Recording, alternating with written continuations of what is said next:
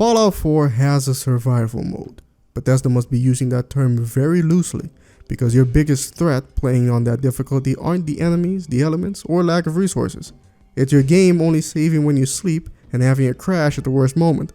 Survival mode makes plenty of gameplay changes, but in my opinion, it doesn't go far enough to warrant that name. Damage calculation is especially shallow, with Bethesda's signature method of make players squishier and make enemies more bullet spongy. I understand that it's trying to be an RPG, but the game ended up being more of an open world shooter, so I say lean into that. Stop trying to make it an RPG, make it a better shooter instead. The mechanics just aren't there for the former anyway. So I am proposing a rework of how stealth and damage is handled, and I'm going to use a mod called Agony by MAIM KHR as a starting off point. It's a good mod, but unfortunately, while trying to increase the difficulty, it has shortcomings that result in it accidentally making the game easier. Now, Agony is a mod that adds new effects, status ailments, and items to deal with them. Agony is a very old mod. It was last updated back in 2017. There have been attempts to update it by other mod authors, like with Wana's Agony tweaks by Monowingo and Extended Agony by Yog78. I wrote an entire detailed design document for this mod idea I have. I'll leave a link in the description for anyone who wants to look it over, give feedback, criticize it, or even copy the whole thing and build it themselves. No, I am not going to use MAIM.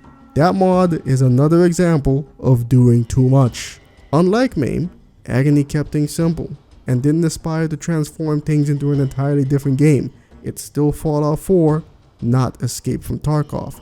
It's impressive that they were able to turn it into a Tarkov-like experience, but that's not what I'm trying to do here. Let's start by talking about how damage should work. Agony had the right idea. HP is your overall health. If it's low, it doesn't mean that you've been physically hurt. It just shows you if you're healthy or not. We can take that further with damage calculation based on body parts. The mod Better Locational Damage has been around for a long time and recently received its much more compatible and lightweight sequel, DirectHit. In my opinion, getting shot or hit in the arms or legs shouldn't decrease an NPC's or the player's overall health by itself. Instead, if you want to do damage to kill, you have to aim for center mass or the head to simulate damaging critical organs. Damaging and eventually crippling limbs will have other effects while keeping the player and NPCs alive. Crippling legs can result in the usual things. If one leg is crippled, it results in the inability to sprint, run, and decrease in carry weight by the equivalent of, let's say, 3 points in strength. If both legs are crippled, then movement is disabled completely for NPCs, the player is slowed down to a crawl, and carry weight is reduced as if you lost 6 points in strength. The player character in Fallout 4 is right-handed, as well as all of the NPCs, so we'll be using that logic. If either arm is crippled, the character can no longer use heavy weapons. If they were using one at the time, the weapon is holstered. You don't want weapons falling into the ground because that creates other issues. Let's keep it nice and simple. If the right arm is crippled, your aim down sight starts to sway as normal. If your left arm is crippled, your aim down sight starts to sway heavily. If both arms are crippled, you can no longer use two-handed weapons. No rifles, submachine guns, shotguns, hammers, whatever. You can still use pistols and one-handed melee weapons like knives. This gives a benefit to having a sidearm. Crippling the torso or head will keep their vanilla effects. But if one is crippled, treated, and is then crippled again before it can fully heal, the character dies. As mentioned before, damaging limbs will not directly damage or kill an NPC or player, but can still result in death. This is where a bleeding mechanic should be introduced. You and NPCs lose HP from bleeding. The severity will determine how quickly HP is lost and the amount of HP lost in total. 3 levels of bleeding would be appropriate, like several other mods have done. Light bleeding, bleeding, and heavy bleeding. Crippled limbs always lead to light bleeding status.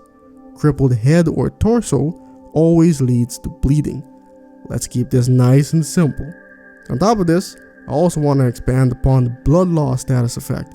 It also gets to 3 levels of severity: light blood loss, and severe blood loss. Let's use a regular bleeding situation to demonstrate you're bleeding. This means that the character is going to lose 50% of their total HP pool over the course of 2 minutes. After 2 minutes, the bleeding will stop on its own, sort of a way to simulate coagulation. If the bleeding persists for 1 minute without being staunched, then this will incur a light blood loss status upon the character. And if it goes the full 2 minutes, then you get a regular blood loss status. These, along with other new status ailments, have multiple ways of occurring. Not all of these can be applied to NPCs as well. Bleeding definitely can. Blood loss, pain, and open wound I'm not so sure about. They will also need a way to treat it. We have the mod NPCs Use Items, but I'm not sure that one can get them to use bandages added from a mod. So to be safe, we'll allow NPCs to use stimpacks in order to stop bleeding and to heal crippled limbs. Speaking of which, let's talk about consumables. Agony has 2 different types of bandages, dirty and clean. It also has 2 different items to treat crippled limbs, surgery kits and first aid kits, with the latter being the superior item.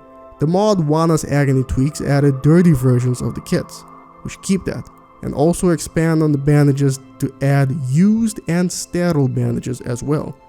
You see, like Fallout 4 itself, Agony has a hoarding problem.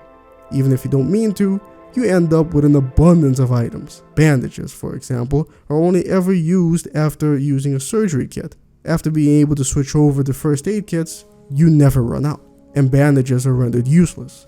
The bleeding mechanic will remedy this. An increase in rarity, value, and resources needed to clean a first aid kit should also fix this problem, hopefully keeping surgery kits relevant even into the late game.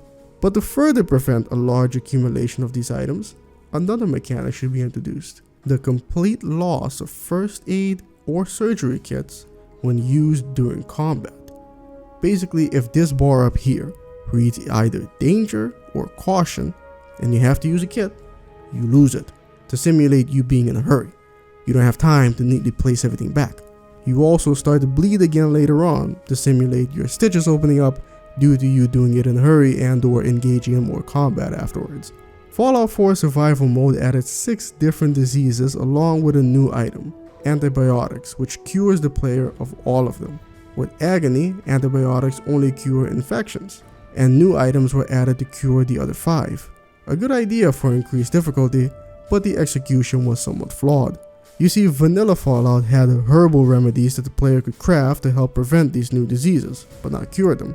Agony completely removes all of these and replaces them with pre-water looking pills that the player can craft and buy for about the same base value as the herbal remedies.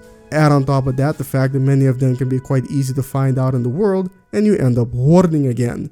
This is my solution. We keep the pills and the herbal remedies.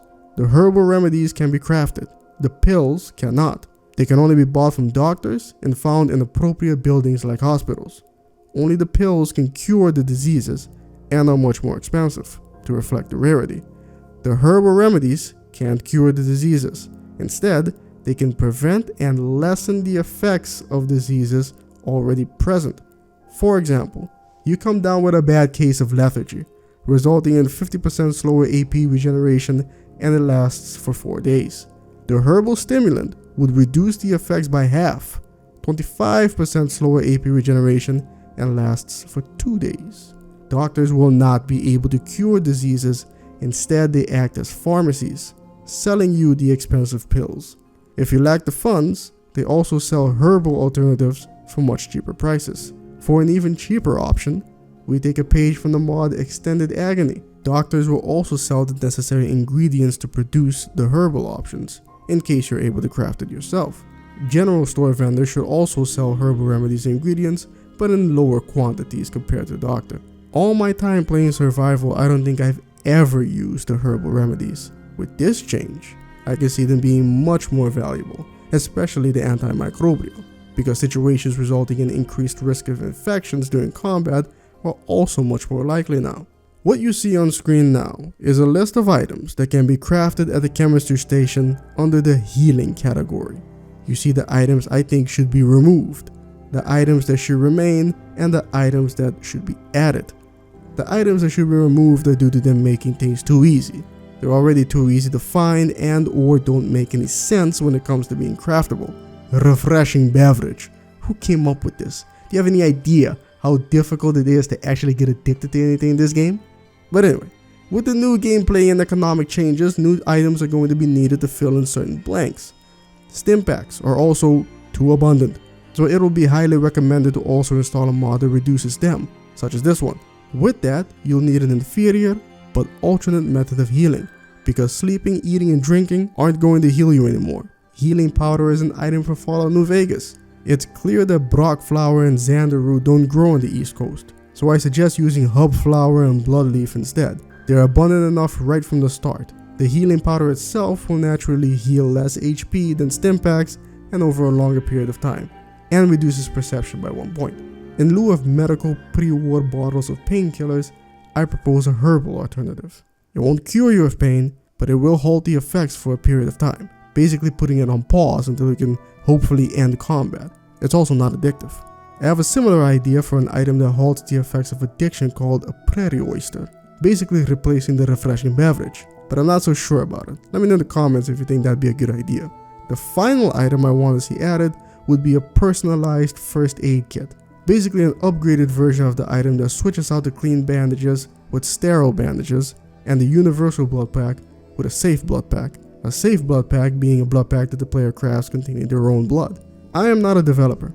I've tried dabbling with Xedit and the creation kit, but the best I can do is make some small changes if I have detailed instructions on how to do it. But to build all this, I ain't got the slightest idea where to start.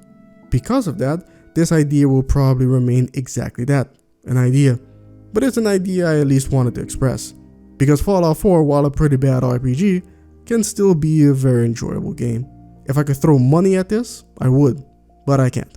All I can do now is leave a link to the design document in the description and hope that some talented Fallout 4 fan possessing skills that I don't also decides that this would be a good idea.